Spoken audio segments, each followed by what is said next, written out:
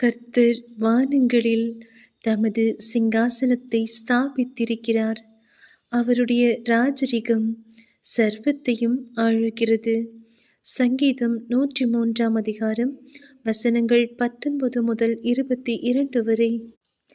கர்த்தர் வானங்களில் தமது சிங்காசனத்தை ஸ்தாபித்திருக்கிறார். அவருடைய ராஜரிகம் சர்வத்தையும் ஆளுகிறது.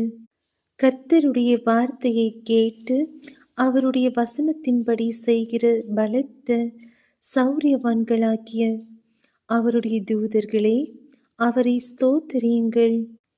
கர்த்தருக்கு பிரியமானதை செய்து அவர் பணிவிடைக்காரராயிருக்கிற அவருடைய சர்வ சேனைகளே, அவரை ஸ்தோத்திரியுங்கள். கர்த்தர் ஆளுகிற எவ்விடங்களிலும் உள்ள அவருடைய சகல கிரியைகளே, அவரை ஸ்தோத்திரியுங்கள். என் ஆத்துமாவே கர்த்தரை ஸ்தோத்திரி.